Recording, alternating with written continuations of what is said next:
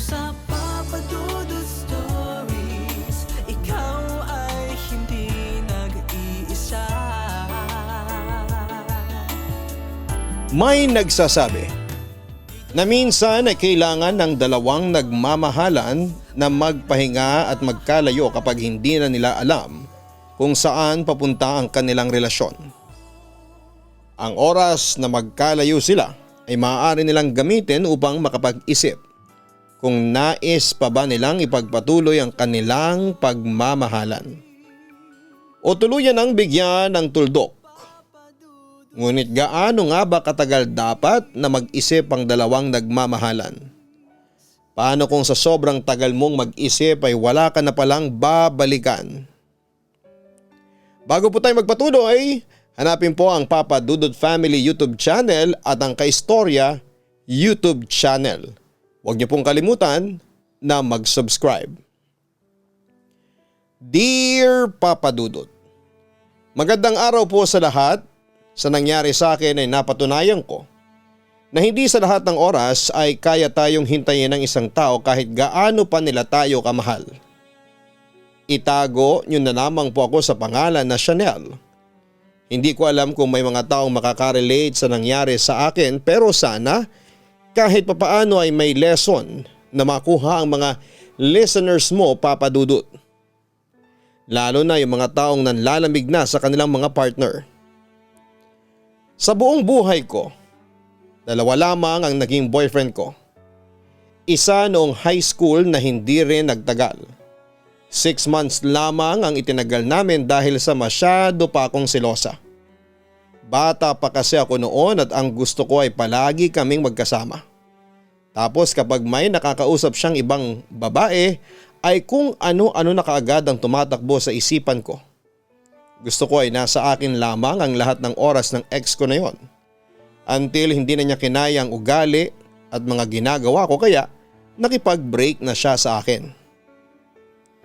Narealize ko na ako ang reason ng breakup namin. Narealize ko na sobra ko naging toxic ng time na yon, kaya sinabi ko sa sarili ko na magiging lesson sa akin ang nangyari na yon. Ipinangako ko sa sarili ko na hindi na ako magiging selosa, lalo na kung wala namang dahilan para magselos ako. College student ako nang makilala ko si Chad, 2 years ang tanda niya sa akin. Naglalaro siya noon ng basketball at isa siya sa masasabi ko na tinitilian ng mga babae sa campus. Gwapo naman kasi talaga siya, mayabang. Yan ang first impression ko sa kanya. Paano ay parang tuwang-tuwa siya kapag pinagtitilian siya ng mga babae kapag naglalaro siya. Isa pa ay may naririnig din akong kwento na playboy daw si Chad. Papalit-palit daw ito ng girlfriend, kaya kahit na hindi ko pa nakikilala si Chad, ay sirang-sira na ang image niya sa akin, Papa Dudut. One time, habang nanonood kami ng laro ni Chad, ay nasa unahan kami ng kaibigan kong si Grace. Ay hindi ko ina-expect na yon ang magiging first encounter namin ni Chad. After ng laro nila Chad ay nagulat ako nang lumapit siya sa amin ni Chad at ibinigay niya sa akin ang jersey niya. Kilig na kilig si Grace, pero ako ay medyo nainis kasi alam ko na maraming babae ang magagalit sa akin ng dahil sa ginawa niya. Pag-iinitan ako ng mga fangirls niya, Papa Dudut. Ang sabi ni Grace ay sobrang swerte ko kasi ako raw ang unang babae na pinagbigyan ni Chad ng jersey nito. Ang sabi ko naman ay ano naman ang gagawin ko sa damit na basa ng pawis. Ang una kong gagawin dapat ay itapon ng jersey pero hindi ko alam kung bakit inuwi ko yon at itinago sa ilalim ng aking kama. Deep inside ay kinilig talaga ako. Simula nang mangyari yon ay nanligaw na si Chad sa akin. Araw-araw ay inaabangan niya ako sa labas ng campus at inaaya niya ako na kumain o kaya ay maglakad-lakad. At first, itinataboy ko si Chad kasi baka isama lamang niya ako sa bilang ng mga nagiging girlfriend niya. Pero si Grace ang nagsabi sa akin na bigyan ko ng chance si Chad at malay ko raw ba kung seryoso ito talaga sa akin. Binigyan ko naman ng chance si Chad at na-realize ko kasi na yung mga naririnig ko kay Chad ay hindi ko alam kung totoo ba o hindi. Dahil sa may crush din talaga ako kay Chad ay in-entertain ko na siya. Nang hinayaan ko si Chad na ipakilala ang sarili niya sa akin ay nalaman ko kay Chad na isa pa lang daw talaga ang nagiging girlfriend niya. Hindi rin daw totoo yung marami na siyang naging girlfriend. Sadyang hindi lang daw siya suplado kaya kapag may mga babaeng lumalapit sa kanya ay kinakausap niya. Kapag daw gusto makipagkaibigan ay pinagbibigyan niya. Pero hanggang doon lang daw yon. Nangako pa siya sa akin na kaya niyang baguhin yon para lamang sa akin. Habang nanliligaw si Chad ay mas nakikilala ko siya. Nakita ko na hindi naman pala siya mayabang, Papa Dudut. Napakabait niya. Malapit siya sa pamilya niya kasi ilang beses na niya akong dinala sa bahay nila. Bukod pa roon ay siya rin ang nag-impluwensya sa akin na maging malapit sa Diyos. Every Sunday ay nagsisimba siya at nang isang beses niya akong isinama ay nagtuloy-tuloy na yon. Mahigit 1 year na nanligaw si Chad sa akin bago ko siya sinagot. That time ay naramdaman ko na talaga na seryoso siya sa akin kasi kahit ang tagal na niyang nanliligaw ay never kong na-feel na napagod siya. Ipinakita niya talaga na porsigido siya sa akin. Hindi naman ako nagsisisi sa pagsagot ko kay Chad kasi simula nang naging kami hindi na siya kagaya noong dati na lahat ng babaeng lumalapit sa kanya ay kinakausap niya. Siya na mismo ang umalis sa mga ito. Alam kasi ni Chad na selosa ako dati at ang sabi niya ay ayaw niya na magkaroon ako ng dahilan para magselos. Nakilala na rin si Chad ng family ko at naging welcome na siya sa amin. Ganon din ako sa pamilya niya, Papa Dudut. Pero hindi rin naman perfect ang aming pagsasama. May mga pagkakataon na nagkaroon kami ng tampuhan at ang hindi pagkakaintindihan. Normal naman yon sa kahit na anong relationship. Ang maganda lang sa amin ay marunong kaming tumanggap kapag mali ang isa. Hindi na namin pinapatagal pa kapag nag-aaway kami. Kahit na unang makatapos si Chad sa akin sa college ay nagkaroon na siya ng trabaho at may mga bagong tao na siyang nakikilala ay palagi niya pa rin akong binibigyan ng assurance na ako lang ang mahal niya. At never niya akong ipagpapalit. Kaya nasabi ko sa sarili ko na sana ay si Chad na talaga ang lalaking magiging asawa ko at forever ko nang makakasama. Sa nangyari sa amin ni Chad ay natutunan ko na hindi natin dapat na hinuhusgahan ang isang tao based sa mga kwentong naririnig natin tungkol sa kanya. Mas maganda pa rin talaga na kilalanin ang taong yon para malaman natin kung ano ba talaga ang ugali niya at kung may katotohanan ba ang mga kwento tungkol sa kanya. Pagkatapos ko ng college ay nagtrabaho na rin ako. That time ay nagkaroon na kami ni Chad ng kakayanan na mapuntahan ang mga lugar na dati ay pangarap lang naming mapuntahan. Parehas na kasi kaming kumikita ng sarili naming pera. Nagkaroon pa nga kami ng fund para sa mga travel namin. Every week ay nagdadagdag kami roon ng pera. Para kapag may bigla kaming gustong puntahan ay meron na agad kaming budget. Nung una ay mga lugar sa Pilipinas ang aming pinupuntahan. Hanggang sa nagplano kami na mag-out of the country. Sabay kaming kumuha ng passport at sa unang bansa na naisip naming puntahan ay Thailand. Sa 3rd anniversary namin ay natuloy naman kami roon, Papa Dudut. Inakala mo ba na tatagal tayo ng ganito, babe? Tanong ko kay Chad noong nasa Thailand na kami. Hindi ko nga inakala na magiging tayo eh. Buwisit ka kasi sa akin dati. Ang natatawang sagot pa ni Chad. Paano ang dami ko na kagad narinig na negative tungkol sa'yo? Kahit na hindi pa tayo nagkakakilala. Pero napatunayan mo naman na mali sila. Tingnan mo at 3 years na tayo, ang sabi ko. Kaya nga sana marami pang anniversary ang i-celebrate natin, ang sabi pa ni Chad. Marami pa yan, basta piliin lang natin palagi ang isa't isa, sambit ko naman.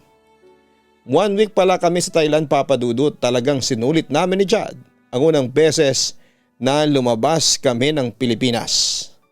Nang panahon na yon ay sobrang komportable na ako kay Chad. Hindi na ako nahihiya sa kanya. Nasanay na ako na palagi kaming nagkikita. Nag-decide na rin kami mag-live-in noong 4 na taon na ang aming relasyon. Dahil sa nasa right age na kami ay wala nang nagawa ang parents namin kahit na feel ko ay tutol ang mga magulang ko sa pagsasama namin ni Chad sa isang bubong. Pero siguro ay naisip nila na sa pag-aasawa na kami mauwi kaya siguro ay pumayag na rin sila. Sa pagsasama namin ni Chad sa isang apartment ay mas nakilala ko siya. Magaling magluto si Chad. Mas marunong siya sa akin pagdating sa bagay na yon. Kaya siyang palagi nagluluto sa amin. Sobrang maasikaso niya. Nung una ay napakasaya ko kasi araw-araw na kaming magkakasama ni Chad. Hindi kagaya ng dati na kailangan pa niyang magpunta sa bahay namin para magkita kaming dalawa. Sa apartment na yon na rin kami inabutan ng aming 5th anniversary papadudot. Nagpunta na lamang kami sa isang kilalang beach resort para mag-celebrate. Habang nandun kami ay inopen ni Chad ang usapan tungkol sa pagpapakasal. Babe, kapag ba nag-propose ako sa iyo ay mag-yes ka? Tanong ni Chad sa akin. Seryoso ka ba? Magpo-propose ka sa akin ngayon? Natatawa kong tanong. Pwede naman pero gusto ko kapag ginawa ko yun ay mag-yes ka. Yung handa ka na talagang maging asawa ko. Ang sabi pa ni Chad. Naramdaman ko ng time na yon ang kagustuhan ni Chad na lumagay na kami sa tahimik papadudot. Pero mas pinili kong maging honest sa kanya nang sabihin ko na hindi pa ako handang magpakasal sa kanya. May mga pangarap pa ako para sa aking sarili at sa aking pamilya. Naunawaan naman ako ni Chad at ang sabi niya ay handa siyang maghintay kung kailan na ako handa. Binigyan ko naman siya ng assurance na wala na akong ibang gustong makasama habang buhay kundi siya lamang papadudot. Dahil sa magkasama kami ni Chad sa isang bahay ay hindi namin maiwasan na mag-away o magtalo sa maliit na bagay. Kagaya ng kapag hindi niya nilalagyan ng tubig ang mga lalagyan namin ng tubig sa ref kapag umiinom siya. Nainis din ako sa kanya kapag hindi niya inaayos ang paglalagay ng pinagubaran niya sa laundry basket at marami pang iba papadudot. Lahat naman ng iyon ay lumilipas lang kasi nga malit na bagay lang naman siya. Hanggang sa dumating na ako sa time na parang nauumay na ako sa araw-araw na routine namin ni Chad. Yung gigising, papasok sa trabaho, uuwi sa apartment at mag-uusap tapos ay matutulog ng magkatabi. Sumagi rin sa isipan ko na hindi pa nga kami mag-asawa ay parang nagsasawa na ako. Paano pa kaya kung mag-asawa na kami na araw-araw na talaga kaming magkasama? Sa apartment kasi kung minsan ay umuwi ako sa bahay namin at ganoon din si Chad. Inisip ko na face lamang yon kasi nasa point na kami ng buhay namin na masyado na kaming tutok sa aming trabaho. Kaya kapag stress ako ay sa kanya ko rin na ibabaling. Kaya siguro ang bilis kong magalit sa maliliit na bagay na dati naman ay pinapalampas ko lamang. Minsan ko na ring tinanong ang sarili ko na kung si Chad pa rin ba ang lalaking gusto kong makasama habang buhay. Paano kaya yun mangyayari kung sa time na yon ay nagsasawa na agad ako? Inopen ko kay Grace ang bagay na yon at ang sabi niya ay dumadaan talagang lahat ng relasyon sa boring stage. Ang ipinayo niya sa akin ay gawin ulit namin ni Chad yung mga dati naming ginagawa kagaya ng pagta-travel. Baka raw hindi na namin yun nagagawa kasi busy na kami parehas. Humanap pa rin daw kami ng time para makapag-bonding. Huwag daw kami puro trabaho. Dapat daw ay meron din kaming quality time ni Chad. Minsan daw talaga ay nawawala na ang kilig lalo na kapag matagal na ang isang relasyon. Pero hindi raw ibig sabihin ay hindi na namin mahal ang isa't isa. Sinunod ko ang advice ni Grace at sinubukan ko makapag-bonding ulit kami ni Chad kagaya ng ginagawa namin dati nung hindi pa kami gaanong busy sa aming trabaho. Lumalabas kami, nagde-date at may isang beses na nakapunta kami sa Baguio. Nag-enjoy naman ako kahit papaano pero may mga moment na nag-aaway pa rin kami kasi may hindi kami pinagkakasunduan na maliit na bagay. Namiss ko tuloy yung mga panahon na hindi kami nag-aaway. Yung kapag may hindi pagkakaintindihan ay tinatawanan lamang namin. Yung mas pinipili namin na pag-usapan kesa sa magsigawan. Pakiramdam ko tuloy ay hindi na si Chad ang taong gusto kong makasama hanggang sa aking pagtanda. Hindi na wala yung feelings ko na palagi akong naiirita kay Chad. Yes, mabuting boyfriend pa rin siya sa akin at alam ko na wala naman siyang iba. Ramdam ko na hindi ako niloloko ni Chad kasi wala yon sa pagkatao niya kahit may ilang babae pa rin ang nagpaparamdam sa kanya ay never niyang in-entertain ang mga yon, Papa Dudut. May access kasi ako sa cellphone ni Chad at kapag chinecheck ko yon ay wala namang kahinahinala. Pero hindi ko talaga alam kung bakit na bored na ako sa relasyon namin ni Chad. Para naghahanap ako ng bago sa aming relationship. Alam ko na unfair yon kay Chad kasi hindi ko pinapaalam sa kanya ang nararamdaman ko. Pwede sana naming ma-resolve yon nang kaming dalawa lamang pero mas pinili ko na suluhin ang aking nararamdaman, Papa Dudut. Isang araw may pupuntahan kami noon ni Chad. Kasal kasi ng kaibigan namin na babae at invited kami. That time ay meron ng sariling sasakyan si Chad at iyon ang ginamit namin sa pagbiyahe papunta sa simbahan. Bago kami umalis ay tinanong ko si Chad kung chinek ba niya yung sasakyan niya kasi may isang beses na bigla na lamang kaming tumirik sa gitna ng daan. Proud na sinabi ni Chad na na-check na niya at okay daw. Hindi raw kami ipapahiya ng sasakyan niya. Habang bumabiyahe na kami. Siguro'y lagpas kalahating oras na kaming nasa daan na nang biglang magkaroon ng problema ang sasakyan ni Chad. Tumirik na naman yon. Mabuti na lamang at nagawa pang itabi ni Chad kaya hindi kami nakaabala sa ibang mga sasakyan. Nagalit ako noon kasi ang sabi ni Chad ay chinek niya muna yon bago kami umalis. Yan ang nga bang sinasabi ko eh. Akala ko ba chinek mo tong sasakyan mo? Pabulyaw kong sabi. Chinek ko naman talaga. Hindi ko lang alam kung bakit tumirik na naman to. Saka pwede ba na huwag ka nang sumigaw? Walang may gusto sa mga nangyari babe, okay? Ang sabi ni Chad sa mahinahon na tono. So anong gusto mo? Maging masaya pa ako? Chad, may I remind you lang ha, may kasal tayong pupuntahan at isa tayo sa aabay. Sa tingin mo iaabot pa tayo doon? Tanong ko. Alam ko, relax ka lang. Ibubuk na kita ng ride papunta ng simbahan. Ikaw na muna magpaliwanag sa kanila then tatawag ako ng magtotoo nitong sasakyan. Susunod ako. Sa reception na nga lang siguro, ang sabi pa ni Chad. Ganun na nga ang ginawa namin. Pagdating ng pinabuk ni Chad na sasakyan ay sumakay na ako at nauna na ako sa may simbahan. Hindi niya kasi pwedeng iwanan ang sasakyan niya hanggang sa hindi dumarating ang magtotoo na magdadala noon sa paggawaan. Inis na inis talaga ako kay Chad ng time na yon, Papa Dudut. Nagtaka ang mga kaibigan namin pagdating ko sa church kasi hindi ko kasama si Chad. In-explain ko sa kanila ang nangyari at naintindihan naman nila ako. Ang nangyari tuloy ay wala akong partner noong naglakad na kami sa simbahan. Nang nasa reception na kami ay doon lang dumating si Chad. Pawis na siya at wala na siya sa ayos. Halata rin sa mukha niya ang stress. Nilapitan muna niya ang mga kinasal para mag-apologize. Kumuha na rin muna siya ng pagkain at saka siya tumabi sa akin para kumain at sinabi niya na gutom na siya. Kung chinek mo kasi yung sasakyan mo, bago tayo umalis, hindi ito mangyayari, malamig kong sabi. Galit ka pa rin ba? Pwede bang mamaya na lang yung sinasabi mo sa apartment? Wag dito babe please, pakiusapan ni Chad. Inirapan ko na lamang si Chad at hindi ko na siya kinausap ng buong gabi. Napansin niyo ni Grace kaya nang magkaroon siya ng chance ay hinila niya ako palayo kay Chad para makapag-usap kaming dalawa. Sabi ni Grace ay kanina pa niyang napapansin na hindi kami nag-uusap ni Chad at parang magkaaway na naman kaming dalawa.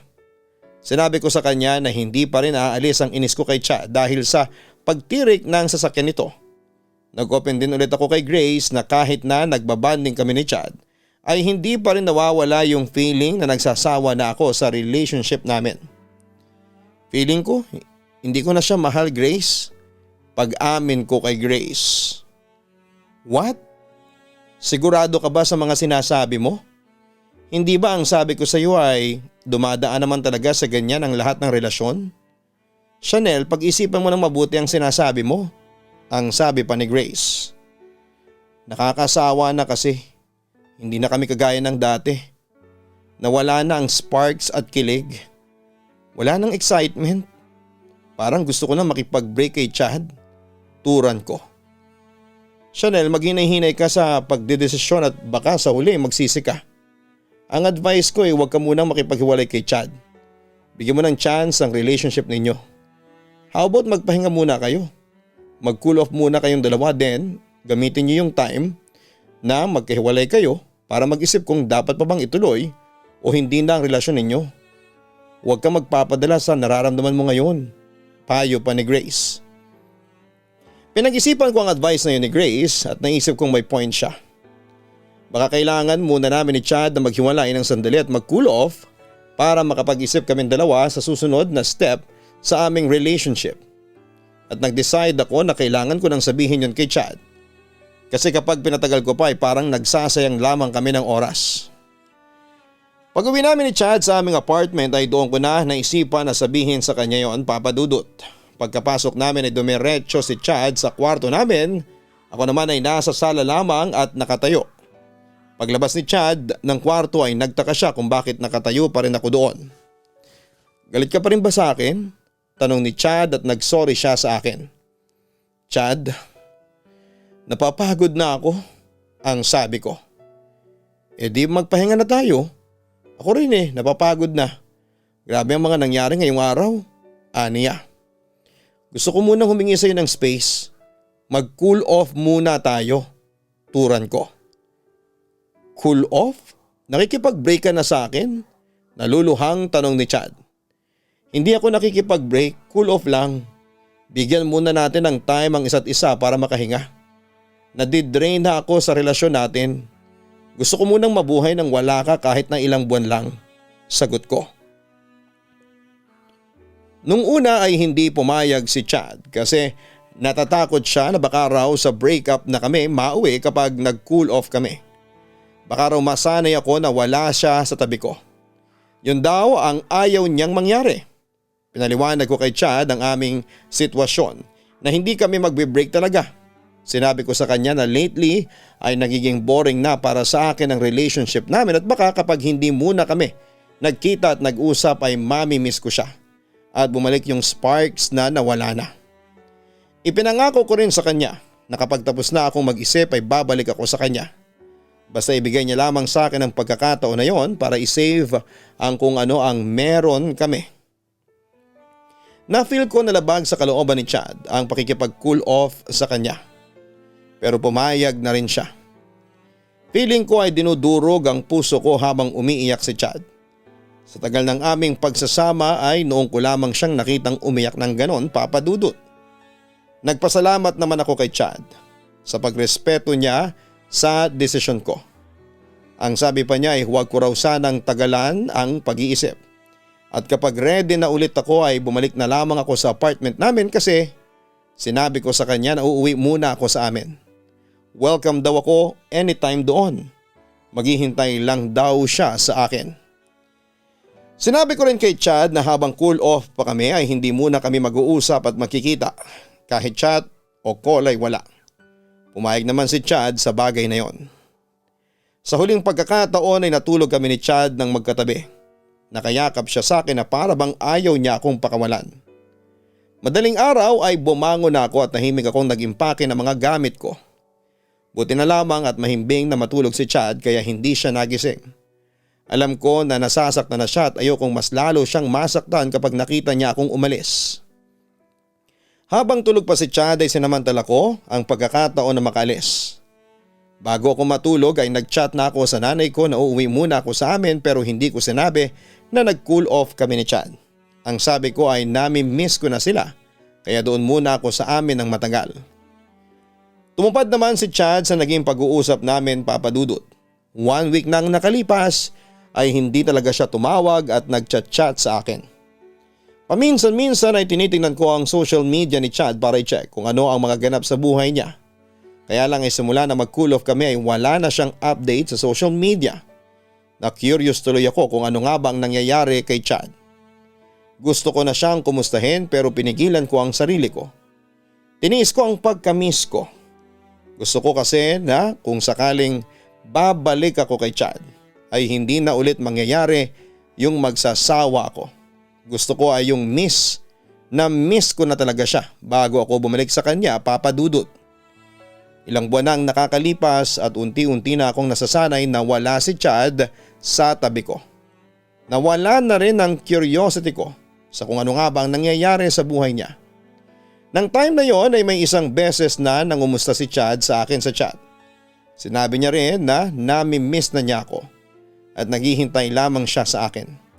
Sinin ko lang ang chat niyang yon at hindi na ako nag-reply. Pagkatapos noon ay hindi na siya nag-chat ulit ng matagal na panahon. Naisipan ko nang mag-travel ng mag-isa. Sinamantala ko ang long weekend para makapag-me time ako. Nagpunta ako noon sa Ilocos. Kahit dati pa ay plano na naming magpunta roon ni Chad kasi hindi pa namin yun napupuntahan. Sa pinagstayan ko ay nakilala ko naman si Henry. Kagaya ko ay solo traveler din siya. Nagkagaanan kami ng loob at naging friends pa kami sa Facebook. Nagkasundo kaming dalawa na kami na lamang ang magkasama sa buong stay namin sa lugar na yon. Nag-enjoy ako sa company ni Henry. Masiyahin kasi siya, palabiro, walang dull moment sa buong araw kapag siya ang kasama.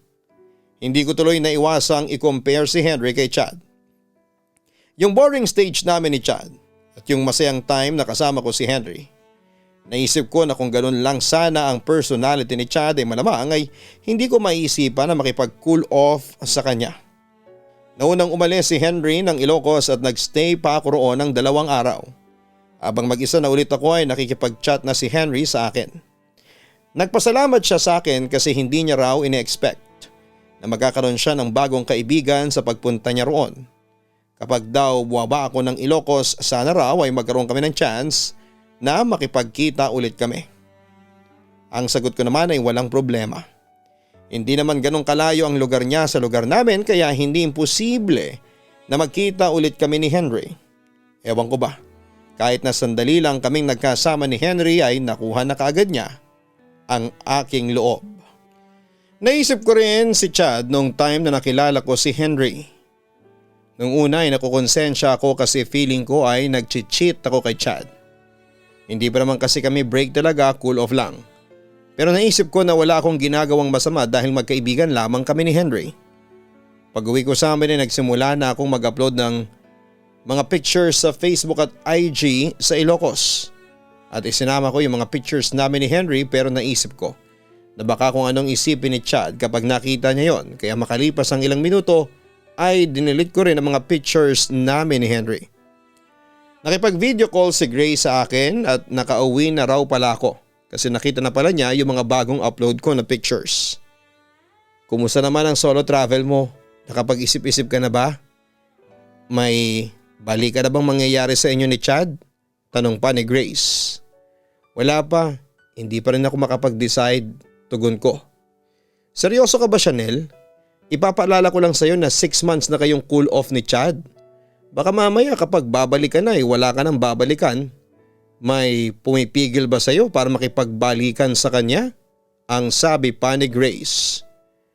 Dati wala, pero ngayon parang meron na. Matapat kong sagot. Ano? O baka mas tamang sabihin na sino? Tanong pa ni Grace. Dahil sa open ako kay Grace ay hindi ako nagdalawang isip na sabihin sa kanya ang tungkol kay Henry. Ipinagtapat ko na feeling ko ay meron akong nararamdaman kay Henry kahit na kakakilala pa lamang naming dalawa.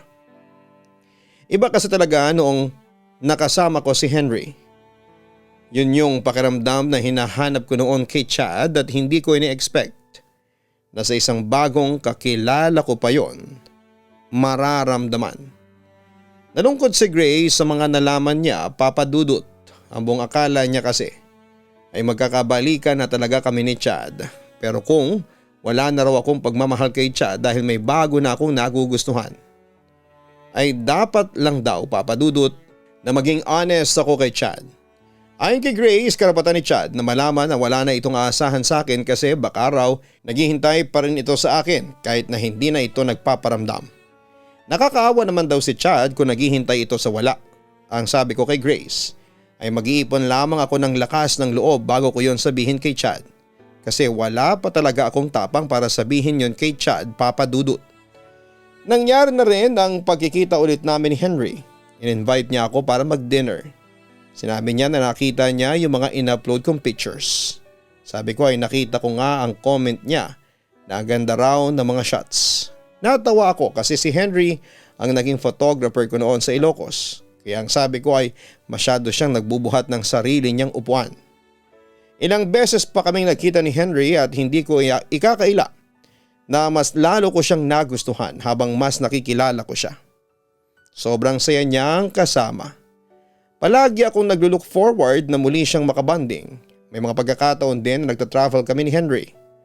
Nang time na yon ay mas lalo akong hindi nagkaroon ng tapang na sabihin kay Chad na ayoko na talaga dahil meron na akong bagong nagugustuhan. Baka kasi magalit siya sa akin at isipin niya na kaya ako nakipag-cool off sa kanya ay dahil meron na akong Henry. Kahit ang totoo ay unexpected din ang pagdating ni Henry sa buhay ko. Malay ko ba na makikilala ko siya, Papa Dudut? Ang nasa utak ko rin noon ay break na kami ni Chad at hindi na siya naghihintay na magkakabalikan kami.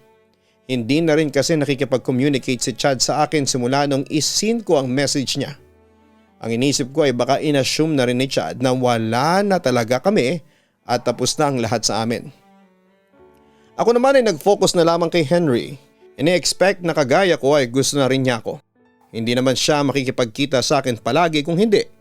Inassume ko na mutual ang aming nararamdaman. 1 year na simula nang mag-cool off kami ni Chad at magkaibigan pa rin kami ni Henry, Papa Dudut. Bilang babae kahit feeling ko ay may feeling si Henry sa akin ay ayoko pa rin na maunang magsabi o magtanong sa kanya kung ano nga ba ang status namin. Kung umakto kasi kami ay para kaming magkasintahan pero ang totoo ay friends lamang kaming dalawa. May isang beses din na nagiinuman kami ni Henry sa isang beach resort at nagulat ako nang bigla niya akong hinalikan. Mas lalo tuloy lumakas ang kutob ko na may gusto na talaga si Henry sa akin. Kaya lang ay nahihiya akong magtanong sa kanya. Siyempre humingi na naman ako ng advice kay Grace. Siya lang naman ang pinagkakatiwalaan ko pagdating sa mga ganong bagay. Ang sabi mo parang kayo pero hindi naman kayo, walang label tama? Tanong pa ni Grace sa akin. Ganon na nga, malakas ang pakiramdam ko na naghihintayan lamang kami kung sino ang mauunang magtapat, ang sabi ko. E di ikaw na magtanong sa kanya, sabihin mo nalilito ka sa kung ano nga ba talaga kayong dalawa. Huwag mo nang isipin na babae ka, mas maganda na maging malinaw sa inyong dalawa ang lahat, ang payo pa ni Grace. Na-bring up din ni Grace ang tungkol kay Chad at itinanong niya kung nakausap ko na ba si Chad at nagkaroon na kami ng closure. Nahiya ako na sabihin kay Grace ang katotohanan kasi baka isipin niya na pinabayaan ko lamang si Chad na mag-isip kung magkakabalikan pa ba kami. Kaya nagsinungaling ako kay Grace at sinabi ko sa kanya na okay na kami ni Chad at naging maayos ang paghihiwalay namin. Patuloy pa rin kami sa pagkikita. Paminsan-minsan ay ina-upload din ni Henry sa Facebook niya ang mga lugar na pinupuntahan namin kagaya ng ginagawa ko. Dumating na rin kami sa point na dinala ako ni Henry sa bahay nila kaya nakilala ko ang buong family niya. Birthday kasi noon ng mother niya. Kaibigan ang pakilala ni Henry sa akin sa family niya. Umasa pa nga ako na baka iso-surprise ako ni Henry tapos biglang sasabihin niya sa pamilya niya na girlfriend niya ako. Medyo nasaktan lang din ako sa part na para na kaming magjowa pero wala naman pala kaming label. Gabi na nang magsabi ako kay Henry na uuwi na ako. Doon pa sana ako matutulog pero bigla na ako nawalan ng gana dahil hindi nangyari ang ine-expect ko. Nagpresenta na rin si Henry na ihatid ako sa bahay at hindi ko na yun tinanggihan. Late na kasi at panigurado na mahihirapan na ako na mag-commute. Habang nasa biyahe kami ni Henry ay tahimik lamang ako at napansin niya yon. May problema ba? Naninibago ako sa iyo, ang tahimik mo, puna ni Henry. Henry, ano ba tong ginagawa natin? Ano ba tayo? Diretsyong tanong ko. Anong ibig mong sabihin? Tanong pa ni Henry. Hindi ka naman siguro manhid, nararamdaman mo naman siguro na gusto kita. Ayoko lang na masanay tayo na ganito na parang tayo tapos wala naman tayong label, ang sabi ko. Chanel, hindi pa ako ready na mag-commit sa isang relationship. I am sorry. Masaya naman tayo ng ganito, hindi ba? Tugon niya. Kung ikaw masaya, ako hindi. Gusto ko maging tayo, Henry. Gusto kita. Pag-amin ko. Ang sabi sa akin ni Henry ay saka na lamang namin pag-usapan ang tungkol sa bagay na yon. Nagulat daw siya na may gusto pala ako sa kanya. Hindi man lang niya sinabi na gusto niya rin ako at nasaktan ako. Lumalabas tuloy na asyomera lamang ako, Papa Dudut. Kinabukasan ay nagsimula ng pagbabago kay Henry. Simula noon ay napansin ko na parang iniiwasan na niya ako. Hindi na siya yung naunang mag-chat sa akin sa umaga at bumagal na ang pagre-reply niya. Dati ay siyang palagi nag-aaya sa akin na magkita kami pero hindi na yon ginagawa ni Henry. Nag-alala ako kasi baka hindi niya nagustuhan ang ginawa kong pagtatapat sa kanya. Unti-unti nang lumayo si Henry at naramdaman ko na talaga ang pag-iwas niya sa akin. Ang sabi sa akin ni Grace ay baka totoo na hindi pa handa sa commitment si Henry. At nang malaman nito na magkaiba kami ng gustong mangyari ay nawala na ito ng gana sa akin. Kahit na feel ko ang pag-iwas ni Henry ay naghabol pa rin ako sa kanya. Inisip ko na baka ma-save ko pa ang kung ano ang meron kami. Pero dumating ang araw na nakita ko na in-unfriend na niya ako sa Facebook at may hinala ako na naka-restrict na rin ako sa messenger niya. Kasi kahit napakarami ko ng chat sa kanya ay hindi na niya yon sinisin, Papa Dudut. Hanggang sa nag-decide ako, natigilan na si Henry kasi kahit na anong gawin ko ay wala na siyang balak na kausapin ako. Nasaktan ako ng time na yon at doon ko na-realize na nagkamali ako ng pakawalan ko si Chad. Dahil sa gusto kong malaman kung ano ang dapat kong gawin ay inamin ko na kay Grace ang totoo na hindi ko na kinausap si Chad kung dapat pa ba niya kung hintayin o huwag na. Ang naging advice ni Grace ay subukan ko na kausapin si Chad kahit para kay Grace ay naging sobrang unfair ko kay Chad. At kung ano man daw ang maging desisyon at reaksyon ni Chad ay kailangan kong tanggapin. Wala na akong susi sa apartment namin ni Chad at itinapon ko na yon kasi ang akala ko ay hindi na ako babalik doon. Pero bumalik ako. Umaga pa lamang ay nandun na ako sa labas ng apartment niya at hinihintay ko ang paglabas niya. Maya-maya ay nakita ko na si Chad na lumabas at napansin ko na walang emosyon ang mukha niya nang makita ko. Nilagpasan pa nga niya ako. Paglabas niya ng gate na parang wala siyang nakita. Hinabol ko si Chad at humarang ako sa kanya at nakiusap ako sa kanya na mag-usap kami. Wala na raw kaming dapat na pag-usapan. Chad, nakapagdesisyon na ako. Gusto na kitang balikan, magsimula ulit tayong dalawa please. Pakiusap ko. After 1 year, ngayon ka lang nakapag-isip. Hindi mo alam ang pinagdaanan ko, Chanel. Araw-araw kong pinipigilan ng sarili ko na kausapin ka para lang mapagbigyan ang gusto mo. Na huwag tayong mag-usap. Tapos kung kailan tanggap ko nang wala na tayo, babalik ka. Bakit hindi ba kayo nag-work nung Henry na yon? Mataas na boses niya. Sinabi sa akin ni Chad na alam niya ang tungkol sa amin ni Henry. Nalaman niya raw noong nabasa niya ang comment ni Henry sa isa sa mga post ko.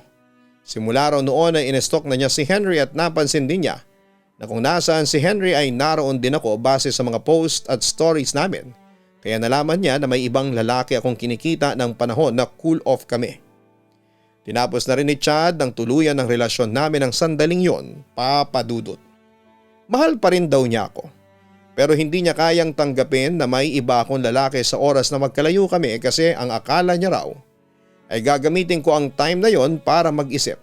Pero hindi raw ganoon ang ginawa ko kasi ginamit ko ang oras na yon para lumandi sa iba.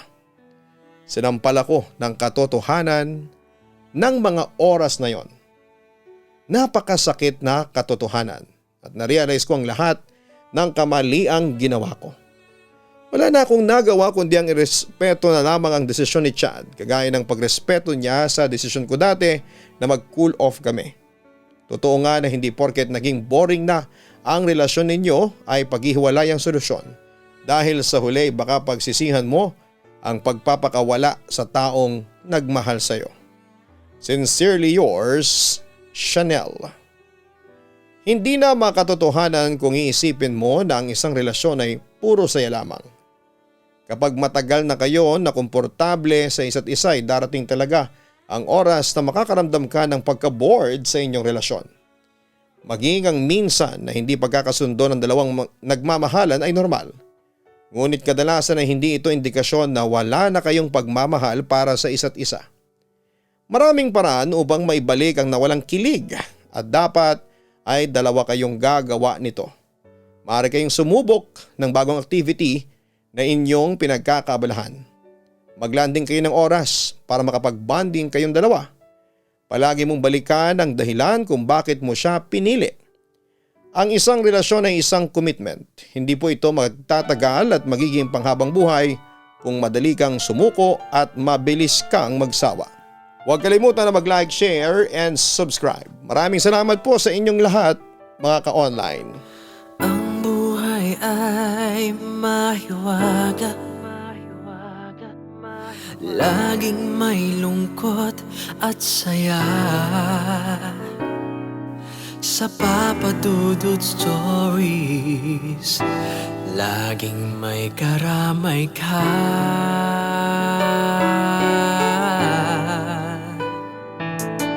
Mga problemang kay bigat, dito ay pakikinggan ka. Sa Papa Dudut Stories, kami ay iyong kasama. Dito sa Papa Dudut Stories, ikaw ay hindi nag-iisa.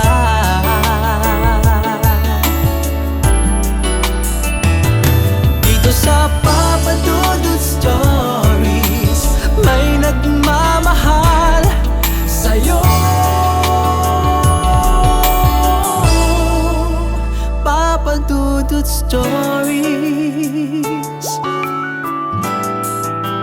Papa Dudut Stories.